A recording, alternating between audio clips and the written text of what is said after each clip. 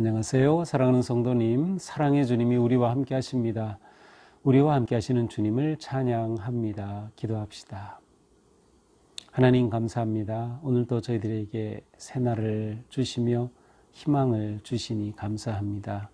오늘 하루도 주님의 은혜와 선하신 인도하심 안에서 저희들의 삶이 평안하고 또 바르고 거룩한 믿음의 길 걸어갈 수 있도록 인도하여 주시옵소서.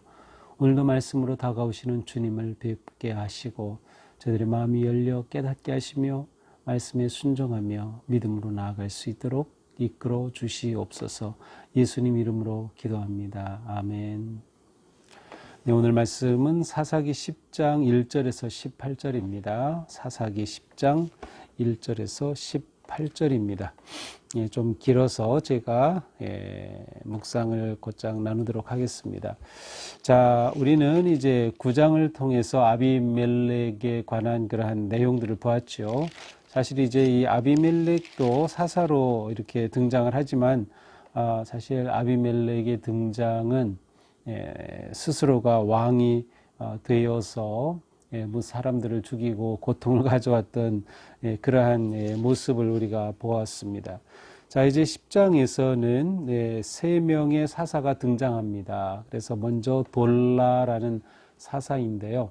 이제 이 사사기에는 많은 사사들이 등장하는데 구체적으로 이제 어떠한 일을 했는지 그 내용이 기록된 사사들을 대사사, 그러니까 큰 사사라고 부르고요. 그냥 간략하게 기록되어 있는 그러한 사사들을 소사사라고 부릅니다. 사실 뭐 누가 크고 작고를 구분하는 것 자체는 별 의미는 없지만 이제 그렇게 편리하게 좀 구별하죠. 마치 예언자들 대예언서, 소예언서 이렇게 구분해서 이사야, 예레미야, 에스겔, 다니엘과 같은 세계 분량이 많고 기록이 내용이 풍부한 그러한 예언서를 대예언서, 대예언자, 그리고 호세아, 요엘, 암스, 오바댜, 요나, 미가, 나훔, 하박국, 스바냐, 스가랴, 말라기 12명을 소예언자, 소예언서라고 부르는 것과 좀 비슷하죠. 자, 그래서 먼저 이제 돌라라는 소사사, 사실은 소사사로서는 두 번째 등장하고 있는데요. 돌라에 대해서 짧게 나옵니다. 그는 아말렉의 뒤를 이어서 어제 우리가 봤던 그 아말렉의 뒤를 이어서 이사갈 사람 도도의 손자 부하의 아들 돌라가 일어나서 이스라엘을 구원했다. 그러니까 사사로 쓰임을 받았죠. 그는 에브라임 산지 밀에 거주하면서 자, 에브라임 산지 밀에 거주한다. 이것은 좀 어색합니다. 왜냐하면 이 사사 돌라는 이사갈 사람인데 이사갈 하나님이 주신 기업을 떠나서 에브라임 산지에 가서 거주하고 있어요. 그곳을 차지하려는 그러한 어떠한 그 이사갈 지파의 확장도 아니고 그가 하나님이 주신 기업을 떠나서 살고 있다는 것은 무엇인가 좀 약간 석연치 않은 그러한 모습을 보여줍니다. 어쨌든 그냥 간략하게 그렇게 기록되어 있고 그가 사사가 된 지 23년 만에 죽어 3일에 장사되었다. 이것이 돌라에 관한 끝입니다. 내용의 전부입니다. 자, 그 다음 이제 또 다른 소사사가 등장하는데 야일이죠. 이제 3절에 길르앗 사람 야일이 일어나서 몇 년간 22년 동안 이스라엘의 사사가 되었다. 자, 그런데 야일에 관해서는 4절에 그의 아들이 30명 있었다는 것과 그 30명의 아들들이 어린 나귀를 타고 다녔다는 것과 그리고 30개의 성읍이 이 야일에게 있었다. 아마도 아들 하나에 하나씩 나눠주었던 것 같아요. 어쨌든 그는 이와 같은 아들들을 두었고 성읍을 소유한 사사로 처음 기록되고 있어요. 그가 죽음에 가문에 장사되었더라. 자, 짧게 기록되어 있지만 야일이라고 하는 이 사사는 마치 왕인 듯, 작은 왕인 듯 그렇게 자기의 아들들과 함께 권세를 누리고 성읍을 소유하고 나귀를 타면서 다닌 그러한 어떻게 보면 거룩하지 못한 그러한 모습을 보여주고 있습니다. 자, 돌라가 기업으로 받지 않은 다른 곳에 가서 이주하여 살았다든지, 이처럼 야일이 짧게 기록되어 있음에도 그가 영화를 누리고 부귀를 누린 이러한 내용이 기록된 것들은 무엇인가 하나님의 원래의 그러한 계획과 뜻으로부터 좀 이렇게 멀어지는 듯한 인상을 주고 있습니다. 이제 이것이 그 다음 오늘의 주된 사사인 입다의 이야기와 연결이 되고 있습니다. 자, 6절입니다. 이스라엘 자손이 다시 여호와의 목전에 악을 행하여, 이미 우리가 앞에서 보았죠. 여호와의 목전에 악을 행하여. 그러면 하나님이 그들을 벌하시고 그들이 고난 중에 부르짖고 하나님이 사사를 보내 구원하시고, 이 패턴이 또 다시 등장합니다. 바로 이 대사사가 나타날 때 주로 등장을 하고 있는데요. 자, 여호와의 목전에 악을 행하여 어떤 일들을 행했습니까? 6절에 보니까 바알, 아스타롯, 아람신, 시돈, 모압, 암몬, 블레셋 사람들의 신을 섬겼다. 자, 여호와의 목전에 악을 행했다고 하는 것의 핵심은 우상을 섬긴 것이에요. 자, 그런데 6절에서 드러나는 우상이 너무나도 많아요. 앞에서 지금까지 나타난 우상은 바알과 아스다롯 정도였는데요. 그것에 추가로 아람 사람의 신, 시돈의 신, 이 아람 시돈은 북쪽의 나라들입니다. 모압의 신, 암몬의 신, 모압 암몬은 동쪽의 유단강 동편 지역의 신들이에요. 그 다음에 블레셋 사람들의 신을 섬겼어요. 블레셋은 서쪽 해안가 지역입니다. 자, 이렇게 보면 동서남북 정말 사방으로부터 이 우상을 그냥 그대로 받아들이고 그들을 섬기기까지 했어. 이렇게 된 것은 결국 뭡니까? 여호와를 버리고 그를 섬기지 아니한 것입니다. 자, 지금 이 모습은 가나안 땅에 정착한 이스라엘 백성들이 점점 세속화되는 모습을 보여줍니다. 정확히는 가나안화라고 할 수 있는데요. 점점 세속화되는 겁니다. 세속화된다는 것은 여호와의 신앙이 점점 희미해진다는 거죠.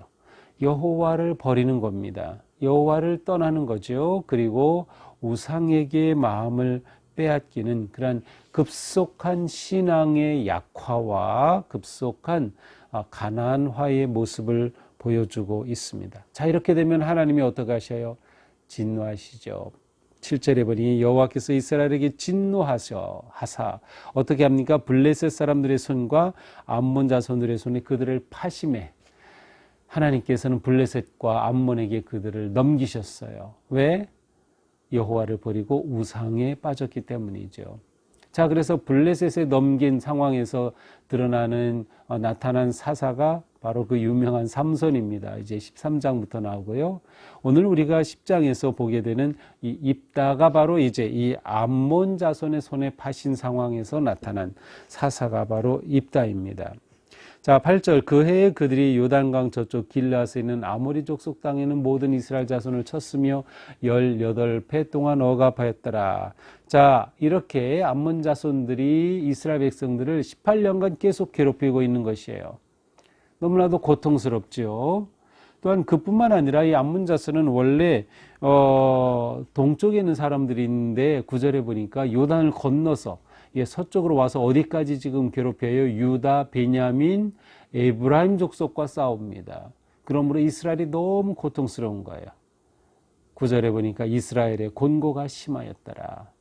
요단 동편에 있는 이러한 족속까지 지금 들어와서 예루살렘이 있는 베냐민, 유다, 이 에브라임 족속, 물론 이때 예루살렘을 완전히 차지한 것은 아니에요. 이런 지역까지 막 지금 넘어와서 괴롭히는 상황이 됐어요. 이유는 이스라엘 백성들이 우상을 섬겼기 때문인데 하나님께서 이들을 이렇게 넘겨주신 거죠. 자, 결국 어떻게 됩니까? 10절 이스라엘 자손이 여호와께 부르짖어 이르되. 그렇습니다. 이 고난 중에 그들의 살아날 길은 오직 부르짖는 길밖에 없었어요. 여호와께 부르짖어 우리 하나님을 버리고 바알을 섬김으로 주께 범죄하였나이다 하니. 자, 여기서 사사기에 처음으로 이스라엘 백성들이 하나님 앞에 우리가 범죄하였습니다라는 고백을 합니다. 죄를 고백하죠. 자, 이렇게 하면은 무엇이 예상됩니까? 하나님께서 들어주시고 구원해 주실 것이 예상이 되죠. 그런데 이번에는 좀 다릅니다. 11절부터는 이제 하나님께서 이스라엘 백성들을 책망하시는 내용이에요. 뭐라고 하십니까? 11절, 내가 애굽 사람, 아모리 사람, 암몬 사람, 블레셋 사람에게서 너희를 구원하지 않았느냐? 그렇습니다. 지금까지 이스라엘 백성의 역사를 볼 때 하나님께서는 이 강대국들로부터, 이 괴롭히는 족속들로부터 그들을 구원해 주셨어요. 12절, 또 시돈 사람 아말렉과 마온 사람이 너희를 압제할 때 너희가 내게 부르짖음으로 내가 너희를 그들의 손에서 구원하였거늘. 하나님께서는 그들이 부르짖을 때 마온 사람, 여기 미디안을 특별히 말하죠. 그때 기도원을 보내가지고 구해 주시잖아요. 이처럼 너희를 구원하였는데 13절, 너희가 나를 버리고 다른 신을 섬기니 그러므로 내가 다시는 너희를 구원하지 아니하리라. 하나님께서 그들을 책망하시고 돕기를 거절하셨어요. 나타나야 될 예상과 완전히 다른 결과가 온 거죠. 여호와께 부르짖으면 하나님께서 금방 구원해 주셨는데 이번엔 달랐어요. 하나님이 그들을 책망하신 후에 다시는 너희를 구원하지 아니하리라 라고 선언하셔요.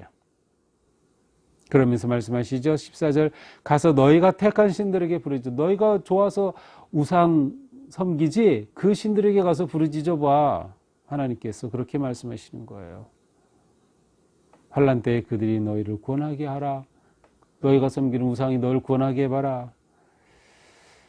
그러자 이스라엘이 15절 하나님께 다시 구합니다. 여호와께 여쭈되 우리가 범죄하였사오니, 또다시 우리가 범죄했습니다. 주께서 보시기에 좋은 대로 우리에게 행하시려니와 하나님이 원하시는 대로 하나님께서 선하신 뜻에 따라 우리에게 그렇게 행해 주시옵소서. 그런데 오직 주께 구함나니 오늘 우리를 건져내옵소서. 하나님이 원하시는 대로 하시옵소서. 하지만 우리가 원하는 것은 하나님께서 우리를 오늘 건져 주시는 겁니다. 우리를 건져내 주옵소서. 다시금 하나님께 구합니다.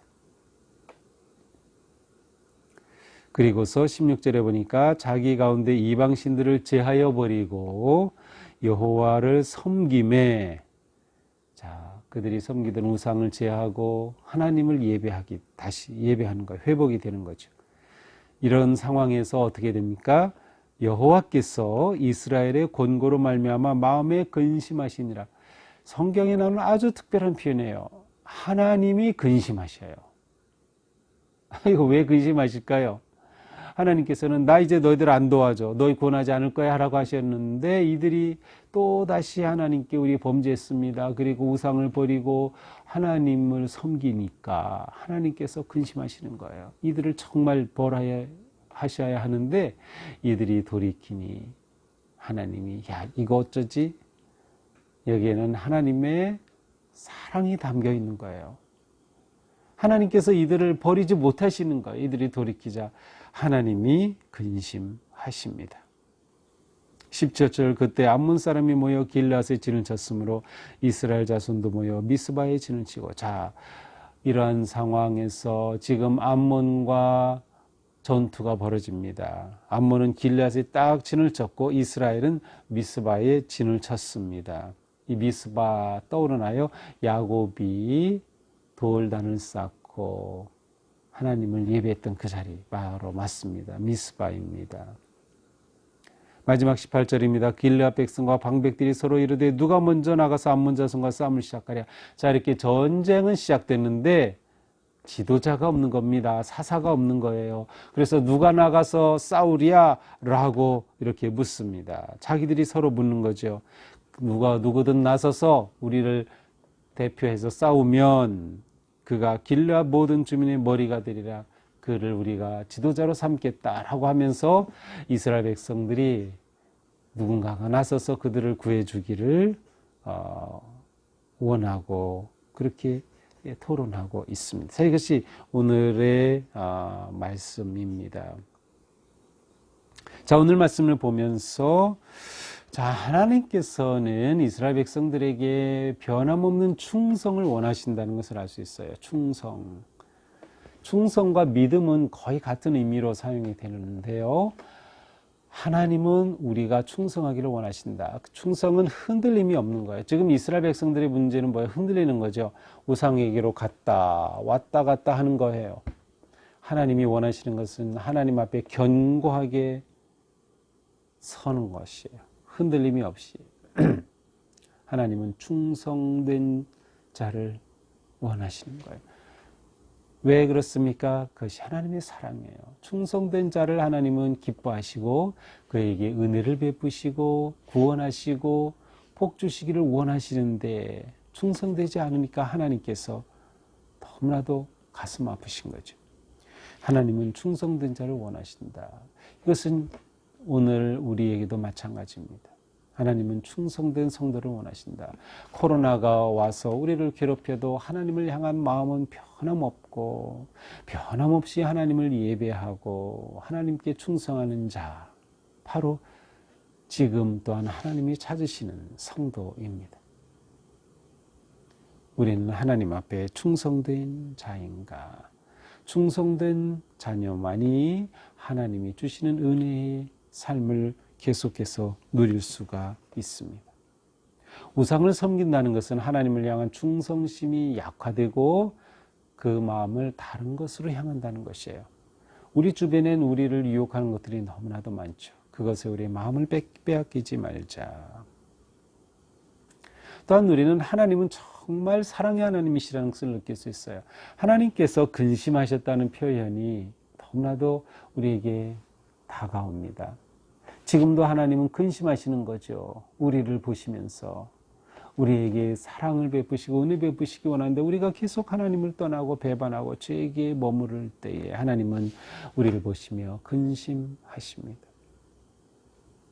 우리가 하나님을 근심하는 자가 되기보다 하시게 하는 자가 되기보다 하나님을 기쁘시게 하는 자가 되어야 되는 거죠.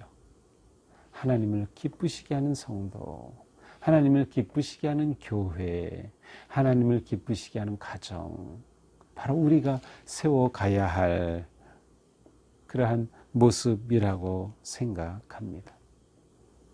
지금 이스라엘 백성은 하나님이 구원을 거절하셨고 하나님이 책망하셨지만 또다시 하나님께 체면 없이 불구하고 또 구하는 거예요. 그렇습니다. 우리가 하나님 앞에 나아가는 모습은 바로 이러해야 합니다. 오직 부르짖음이 하나님께 구함만이 유일한 생명의 길이다, 유일한 소망이다라는 것을 우리가 확신하고 하나님께 부르짖기를 놓지 말아야 하는 거죠. 이것이 또한 우리가 코로나를 이겨나갈 수 있는 유일한 길입니다. 하나님께 구하고 부르짖는 삶이죠.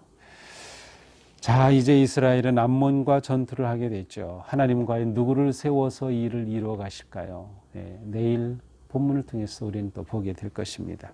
자, 오늘 하루도 우리가 하나님의 그 사랑을 감사하고 하나님께 충성을 서약하고 헌신하며 하나님을 기쁘시게 하는 삶에 승리하기를 축복합니다. 기도합시다.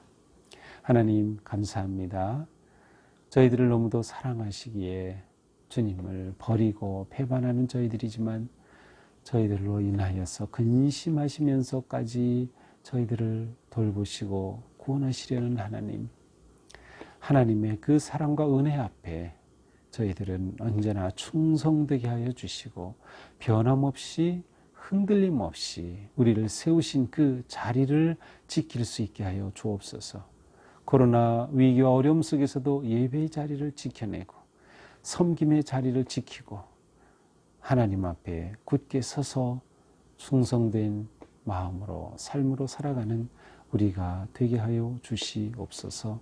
예수님 이름으로 기도합니다. 아멘. 네, 오늘도 주님의 은혜 안에서 우리의 삶이 하나님을 기쁘시게 해드리는 삶 되기를 축복합니다. 사랑합니다.